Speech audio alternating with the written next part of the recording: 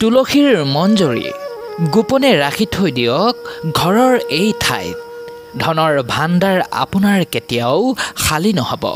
সেয়েহে বন্ধু-বান্ধৱীসকল প্ৰথমেই মোৰ চেনেল টিপছ ABC 101লৈ আপোনালোকক স্বাগতম জনাইছোঁ। বন্ধু-বান্ধৱীসকল আপোনালোক কেনে আছে? আশা কৰোঁ ভালে আছে, সুস্থ আছে আৰু সদায় দৰে এই চেনেলৰ প্ৰতিটো ভিডিঅ' চাই গৈ আছে। বন্ধু-বান্ধৱীসকল আজিৰ ভিডিঅ'টি কিন্তু খুবেই গুৰুত্বপূৰ্ণ, গতিকে ভিডিঅ'টি স্কিপ নকৰাকৈ শেষ পৰ্যন্ত চাই গৈ থাকক আৰু এতিয়া আহক ভিডিঅ'টি আৰম্ভ কৰি লওঁ। বন্ধু-বান্ধৱীসকল তুলসী গছৰ মঞ্জৰীয়ে আপোনাক ধনৱান কৰি তুলিব পাৰে।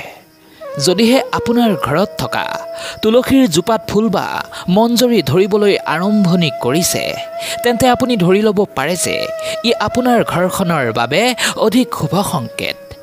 যেতিয়া তুলসী জোপাত ফুল ধৰে, মঞ্জৰী ওলায়, তেতিয়াই বুজিব মাতা লক্ষ্মী দেৱী আপোনাৰ ওপৰত অধিক প্ৰসন্ন হৈছে আৰু মা লক্ষ্মীয়ে আপোনাৰ ওপৰত কৃপা বৰ্ষিত কৰিছে। সেয়েহে আজিৰ এই ভিডিঅ'টিত তুলসীৰ ফুল বা মঞ্জৰীৰ লগত সম্বন্ধিত এনে এক উপায়ৰ বিষয়ে ক'বলৈ গৈ আছোঁ। যদিহে এই উপায়টি আপোনালোকে সঠিকভাৱে আৰু সঠিক পদ্ধতিৰে কৰিব পাৰে, তেন্তে ভগৱান বিষ্ণু আৰু দেৱী লক্ষ্মীৰ আশীৰ্বাদ সদায় আপোনাৰ ওপৰত থাকিব। তেওঁলোকৰ কৃপাদৃষ্টি আপুনি লাভ কৰিব। সেয়েহে বন্ধুসকল, মূল বিষয়বস্তুলৈ আগবঢ়াৰ আগতে আপোনালোকক এটা সৰু অনুৰোধ, যদিহে আপোনালোকে এই চেনেলটোত একেবাৰে নতুন আৰু যদিহে আপোনালোকৰ ওপৰত সৰ্বদাই দেৱী লক্ষ্মী আৰু ভগৱান বিষ্ণুৰ কৃপা থকাটো কামনা কৰে, তেন্তে শুদ্ধ মনে কমেণ্টত এবাৰ লিখক জয় লক্ষ্মী নাৰায়ণ। লগতে চেনেলটো ছাবস্ক্ৰাইব কৰি থৈ যাব নাপাহৰিব। এতিয়া আহক মূল পৰ্বলৈ। বন্ধু-বান্ধৱীসকল, প্ৰত্যেক হিন্দুৰ ঘৰতেই এই তুলসী গছ দেখিবলৈ পোৱা যায়। যদিহে আপোনাৰ ঘৰত নাই, তেন্তে আজিয়েই আনি অৱশ্যেই লগাওক। হিন্দু ধৰ্মত তুলসীক অতি পবিত্ৰ মানা হয়। এই তুলসীত মা লক্ষ্মীৰ বাস মানা হয়। সেইকাৰণেই প্ৰত্যেক দিনেই পুৱাৰ ভাগত তুলসীৰ গুৰিত জল আৰু সন্ধিয়া তুলসীৰ পূজা কৰা হৈ থাকে। বন্ধু-বান্ধৱীসকল, এই তুলসী গছ যিদৰে পবিত্ৰ, ঠিক সেইদৰে ইয়াৰ ফুল বা মঞ্জৰী সিমানেই পবিত্ৰ ও মহত্বপূৰ্ণ হয়। সেয়েহে আজিৰ ভিডিঅ'টিত এই তুলসীৰ মঞ্জৰীৰ লগত সম্বন্ধিত এক উপায়ৰ বিষয়ে ক'ম, যাক আপোনালোকে যদি সম্পূৰ্ণ বিশ্বাস, ভক্তি ও শ্ৰদ্ধা ৰাখি কৰে, তেন্তে এই উপায়টিৰ মাধ্যমত আপোনাৰ জীৱনত চলি থকা যিকোনো ধৰণৰ অৰ্থজনিত সমস্যা থাকিলে তাৰ পৰা সহজেই মুক্তি লাভ কৰিব। লগতে আপোনাৰ ঘৰত কোনোদিনেই অৰ্থৰ ভাণ্ডাৰ খালী নহ'ব। ঘৰত প্ৰত্যেকজন লোকেই যি কাম কৰে সেই কামত সফলতা পাব আৰু ঘৰত সুখ, শান্তি, সমৃদ্ধিও আনন্দৰে ভৰি উঠিব। যদিহে ঘৰত কাজিয়া, পেচাল, অশান্তি বা কলহ আদি হৈ থাকে, তেন্তে তুলসী মাৰ মঞ্জৰী দি এই উপায়টি আপুনি অৱশ্যেই কৰা উচিত। দেখিব আপোনাৰ ঘৰখন সুখ, শান্তি ও আনন্দৰে ভৰি উঠিছে। বন্ধু-বান্ধৱীসকল, এই তুলসীক মা লক্ষ্মীৰ স্বৰূপ হিচাপে মানা হয়। যদিহে ঘৰত তুলসী জোপাত সেউজীয়া ফুল বা মঞ্জৰী ওলাবলৈ ধৰে, তেন্তে বুজিব যে ই আপোনাৰ বাবে অত্যন্ত শুভ।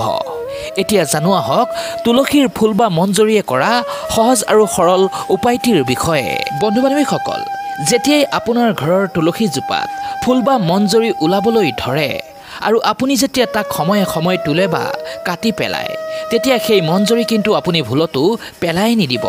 আপুনি সেই মঞ্জৰীক একগোট কৰি ৰঙা কাপোৰত বান্ধি পূজাঘৰত স্থাপন কৰি ৰাখিব।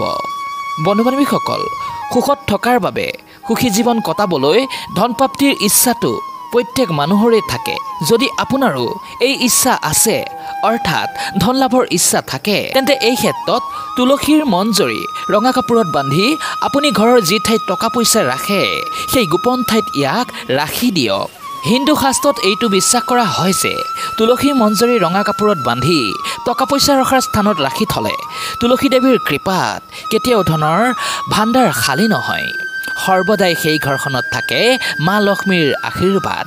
যদিহে আপুনি কোনো আৰ্থিক সমস্যাত পৰিব নিবিচাৰে, তেন্তে তুলসীৰ মঞ্জৰী ৰঙা কাপোৰত বান্ধি মানি বেগতো ৰাখি থ'ব পাৰে। বন্ধু-বান্ধৱীসকল, দেৱাদিদেৱ মহাদেৱক তুলসী পাত অৰ্পণ কৰাৰ ক্ষেত্ৰত নিষেধ আজ্ঞা আছে, কিন্তু বন্ধুসকল যদিহে দেৱাদিদেৱ মহাদেৱৰ পূজাত আপুনি তুলসীৰ মঞ্জৰি অৰ্পণ কৰে তেন্তে ইয়াৰ দ্বাৰা পাৰিবাৰিক সমস্ত সুখ অৰ্জন কৰিব পাৰে এই তুলসী মঞ্জৰি যদি ভগৱান শ্ৰীহৰি মহাদেৱৰ পূজাত অৰ্পণ কৰে তেন্তে আপুনি মুখ্য প্ৰাপ্তি কৰিব দ্বিতীয়বাৰ মানুহ হৈ জন্ম ল'ব নালাগে জন্ম মৃত্যুৰ চক্ৰৰ পৰা মুক্তি লাভ কৰিব যদিহে কোনো লোকৰ আৰ্থিক স্থিতি ঠিক নাথাকে তেন্তে যিকোনো শুক্ৰবাৰে মা লক্ষ্মীৰ পূজা আৰাধনা কৰাৰ সময়ত তুলসীৰ মঞ্জৰি মা লক্ষ্মী দেৱীক নিবেদন কৰক যথেষ্ট সুফল লাভ কৰিব এই তুলসী মাতাৰ মঞ্জৰি অত্যন্ত শুভ ও চমৎকাৰী গতিকে মা লক্ষ্মীক নিবেদন কৰিলে প্ৰচুৰ অৰ্থ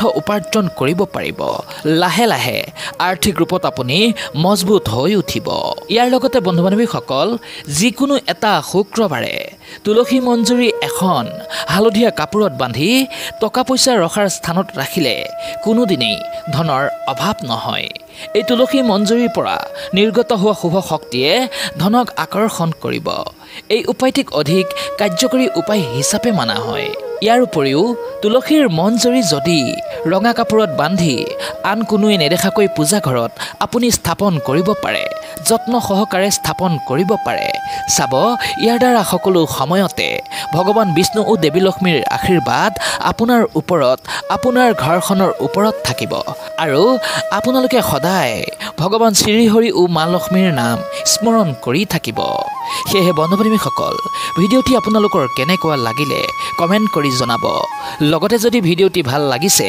তেন্তে বন্ধু বান্ধৱী বা আত্মীয় স্বজনলৈ ভিডিঅ'টি শ্বেয়াৰ কৰি দিয়ক যাতে ইয়াৰ দ্বাৰা তেওঁলোকো উপকৃত হ'ব পাৰে শেষত সকলোৰে সুস্থ ও মংগল কামনাৰে আজিলৈ এৰিছোঁ পুনৰ আকৌ লগ পাম ধন্যবাদ